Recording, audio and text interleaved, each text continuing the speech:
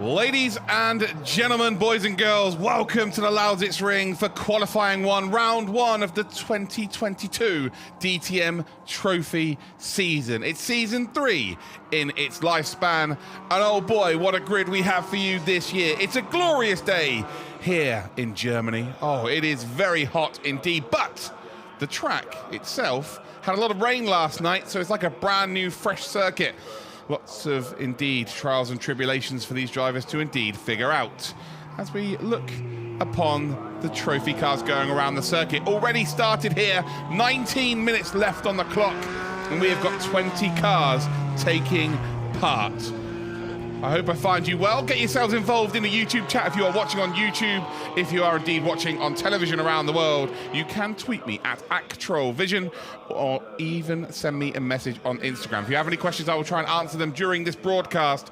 Oh, I am super excited. So who are we supporting? Where are we watching from? And I've also been warned by Ricky Capo himself to be aware of his fans, because you're a rowdy bunch, apparently. You are a very rowdy bunch, but I'll tame you. It'll be fine. We're going to have fun. We're going to have a lot of fun this season, for sure. So yes, here we are. We're out on circuit. It's already begun. And something that we didn't see in season 1 when Tim Heinemann was the runaway champion is him going out and qualifying early. Is that a sign of him panicking? Well, I'm not sure it is, to be fair. I just feel like he wants to get a lap time in as early as possible and just kind of set a bit of a marker for everybody else as someone who has won the championship before. They actually had an esports event last night where all the DTM Trophy drivers, minus a couple, they did a time trial event on Race Room in the esports, part of the esports area here at the Lausitzring. And Tim won the whole event. He even beat Moritz Lohner. Tim is very well known for his sim racing as well, but he's taken about a year off, but instantly straight back on the horse and at the front end as well. So very, very impressive indeed.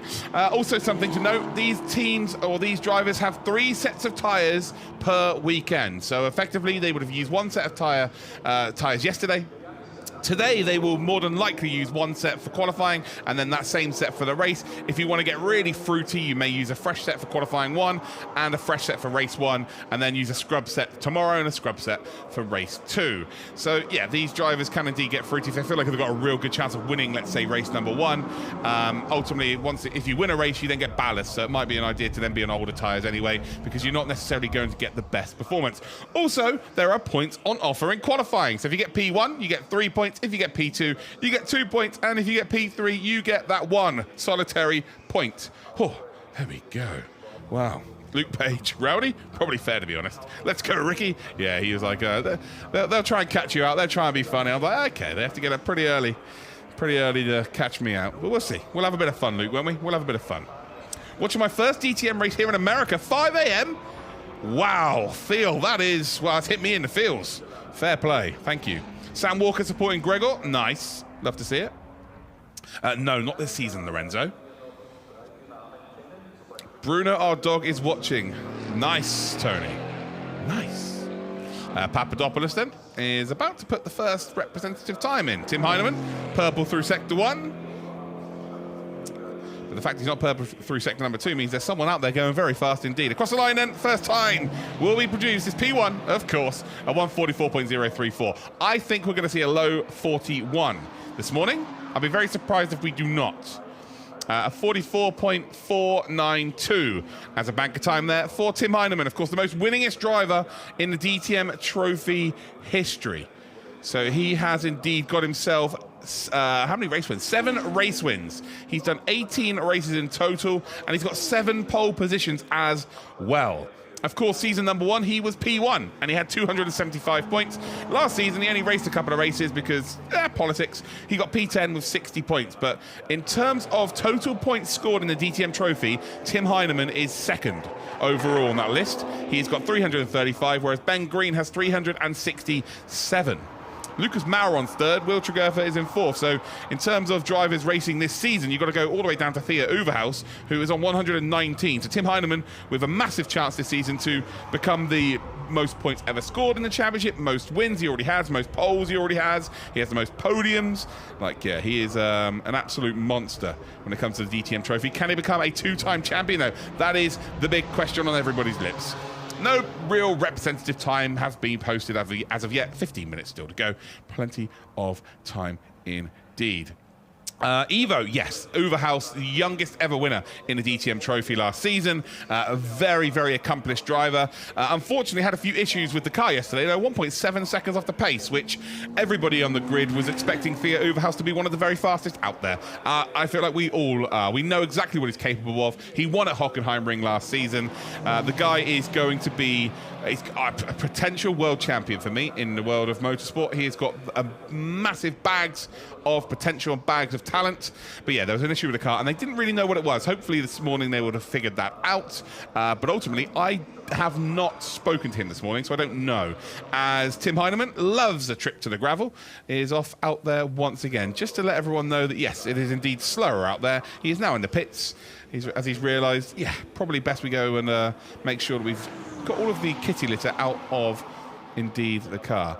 A lot of these drivers will actually be on old tyres now. So this first run here will be on old tyres just to figure out the circuit, and then the last 10 minutes they'll put that fresh set of rubber on, and then they'll run until the end of the session, and then indeed, wow, you can see it's happening right now. There you go, scrubs the tyres off, fresh rubber on, and we are good. A 42.119 then for JP Southern into the T3 Motorsport Audi. Is currently the fastest time. Again, we are going to see the times a tumble. We're definitely going to see a 41 then, judging by that. Will we see the elusive 40? Oh, who knows? Who knows? Bruno Almeida supporting Almeida. You love to see it. Rodrigo Diaz Almeida. He's actually racing for the BWT Muka Motorsport outfit, the bright pink number 19 car. Keep your eyes out on him. Matthias Salonen, then, who drove for CV Performance Motorsport last season, this season has changed teams. He's now for the T3 Motorsport team in an Audi. Last season in the AMG definitely did not suit his driving style. For me, personally, he was well off the pace last season, but this season, oh, he is a different monster altogether. He was within 0.3 of a second of the fastest time yesterday in free practice 2. He was right in amongst it in the top 5. So I'm expecting to see Matthias really have a coming of age season for sure. Although everybody's going faster right now. Tiago, #Viva Vivacqua is currently green. So is indeed JP Southern. So is Mikhail Pitamba as well. Everybody's going quicker. It's like the Oprah Winfrey of racing. We can all have fastest laps.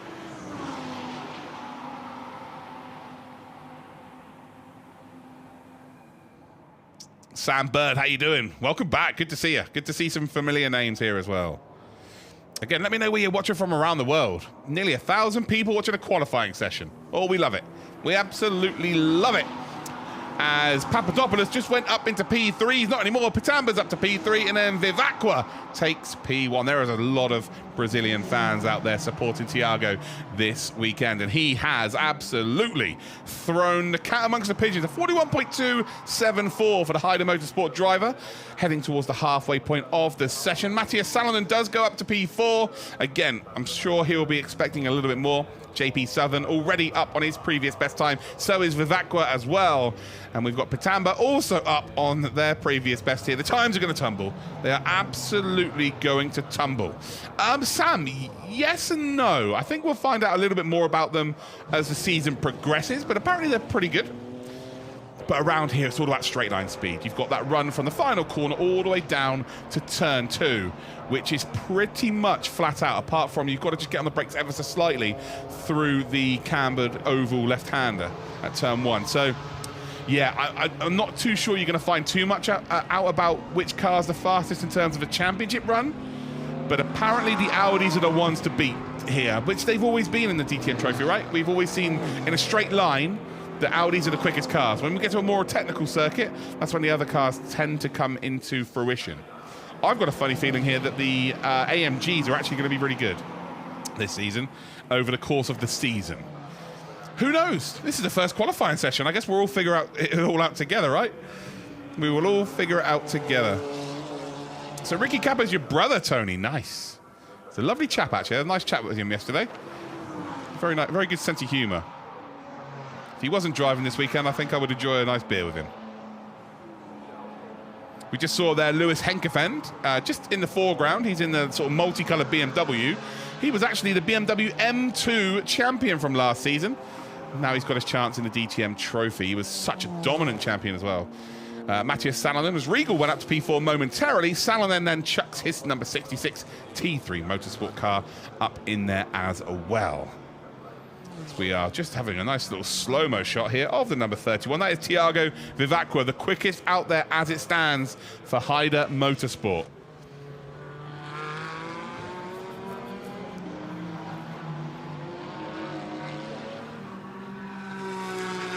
But I'm sure, as you will all know, the times will get faster.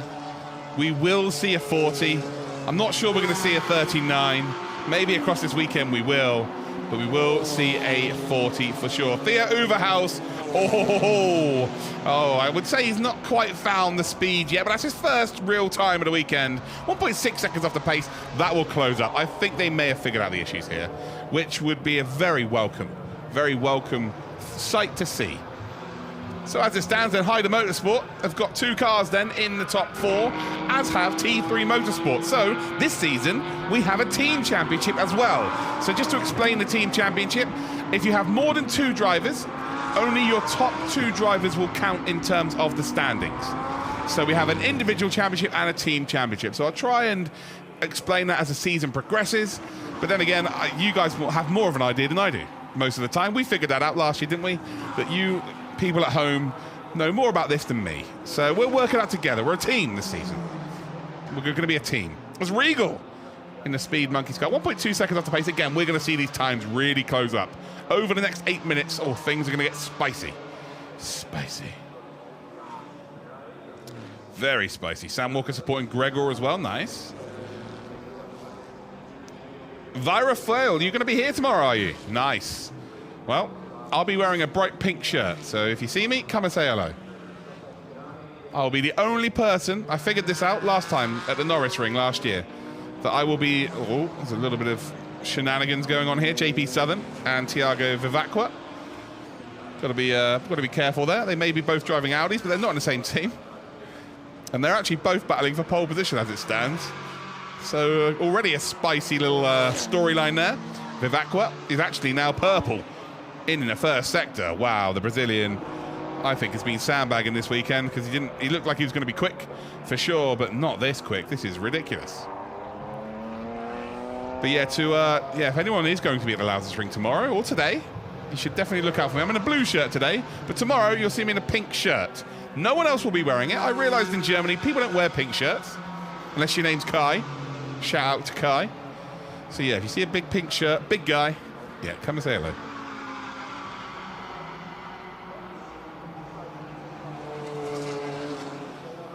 So there we go. Oh, Almeida, who was very quick yesterday. Wow, hold on. What is going on here? JP Southern has just taken provisional pole. Vivacqua was quick through the first sector, but the second and third was not quick at all. So JP Southern has put his car on pole position here. The American, we've had an American, or 2 Americans racing this championship before. They've never really hit the dizzy heights. But this time around, they absolutely are. Tim Heinemann now is purple and green. 6 minutes to go. Battling for those 3 points for pole position, 2 points for second, and 1 point for third. Starting to get very exciting indeed here, although I think Heinemann is being held up by that BMW. He's aborted the lap. He's going to be furious here. Purple and green. And he's had to abort the lap. Oh, he's going to be gutted. Mikhail Pitamba, by the way, up to P4. As the times will now for sure tumble. Yesterday, they were all within, the top 14 were within 0.8 of a second. So the fact that the gaps are so big now, I can't see that being the case by the end of this session.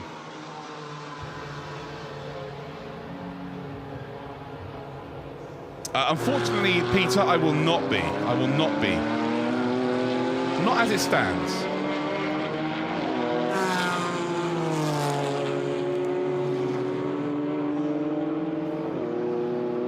Just for you, Stunt Cat, just to clarify, I will be wearing a pink shirt tomorrow. Pink shirt. Heading through turn number 1, we will go. And yesterday, Almeida and Calhaup, who are now 3rd and 4th, by the way, the BWT team, doing exceptionally well, as Vivacqua's gone faster. Again, a 41.083. He is now provisional pole position. And in Sector 1 and Sector 3 were not quick again. So Vivacqua has got a lot in the tank, I think, here with 4 minutes, 40 seconds to go. But the BWT Muka Motorsport team, now they started to climb up towards the sharp end. And they're both green.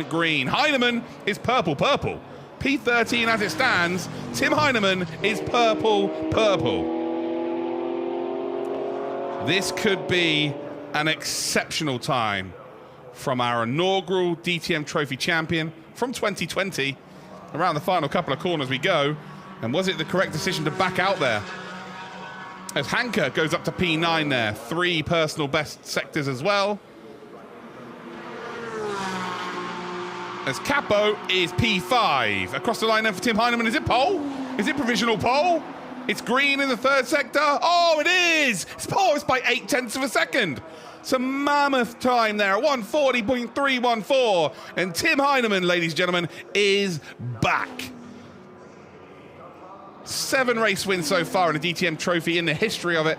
And well, he is now on course already for potentially hitting number 8. So Heinemann now P1, Vivacqua under a lot of pressure here. 0.8, that's massive. JP Southern then in 3rd. Almeida, Calhalp are in 4th and 5th position. And well, I was asked earlier on, is the Toyota competitive? Oh, it absolutely is for sure. Georg, how you doing, mate? Welcome to the broadcast.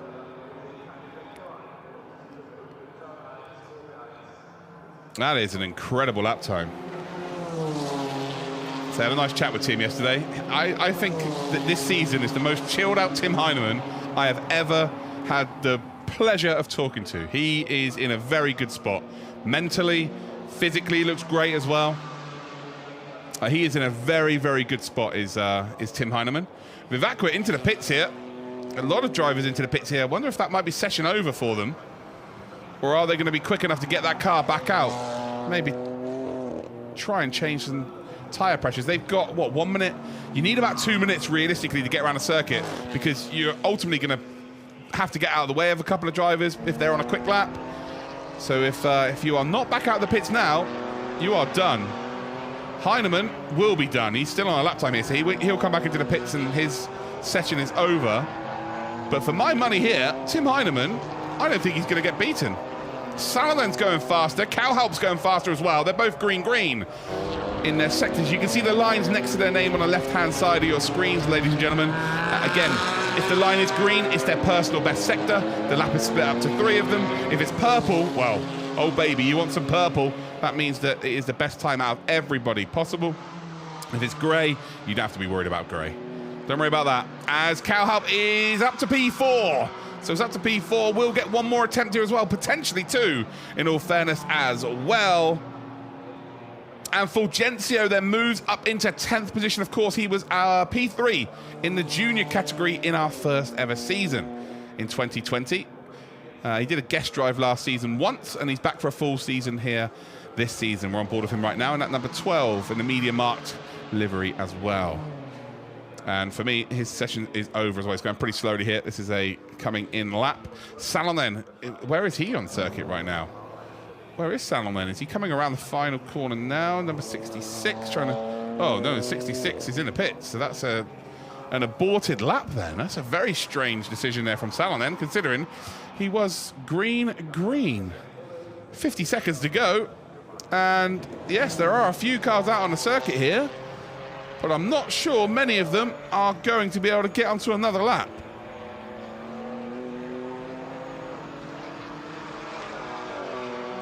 But yeah, we have got a massive gap here from P1 to P2. The Toyota looks absolutely rapid. And of course, race number 1, there's no ballast. So there's no success ballast for race number 1. Everybody's on an even playing field. So Tim is going to be feeling very good. And well, everybody's favourite sim racer at this point in time is Moritz Lohner in the number 11. What can you produce here, Moritz? You're only P20 as it stands. It's got to be quick, and it's only good enough for P16. And he will be very disappointed with that. Gregor across the line then to finish his lap time as well. And it's a 142.89. So 9th position will be the start position for Gregor. Almeida has now received a checkered flag. He'll start P4. He will not score any points, unfortunately for him. As the checkered flag is out. Cowhalp is still out there. Ricky Capo is still out there. Not been given a checkered flag as of yet. Cannot see the sector times. Lona says he's on another lap time here. And he is, so he did cross the line just before it. Capo's grey, so he's not going to be too worried about that. Cowhalp is, well, he's on his best sector 1 time so far, 22.32. What about the middle sector here? Are we potentially going to see Cowhalp make a run for that top 3?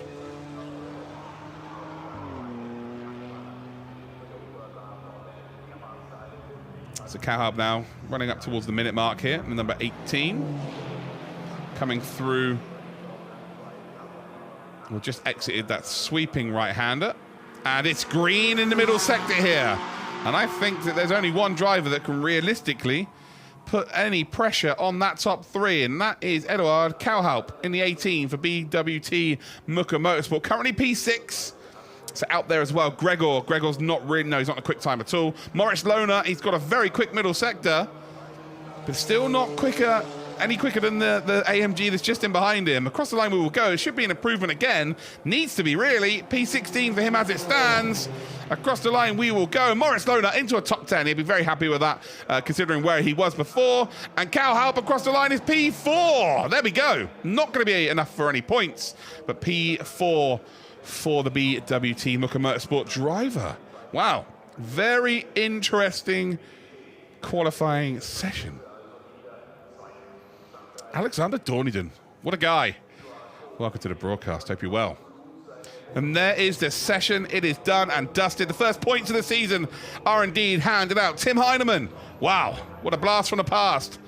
Champion from season 1. He takes the 3 points for the Toyota Gazoo Racing, Germany, powered by Ring Racing. Yes, the longest team name in the history. We then indeed had Vivacqua and JP Southern, who take your top 3. Oh boy, we've got race 1 happening for you later on this afternoon. I'm sure you'll be coming to join us for that. It will be an incredible spectacle, and I look forward to seeing you all there.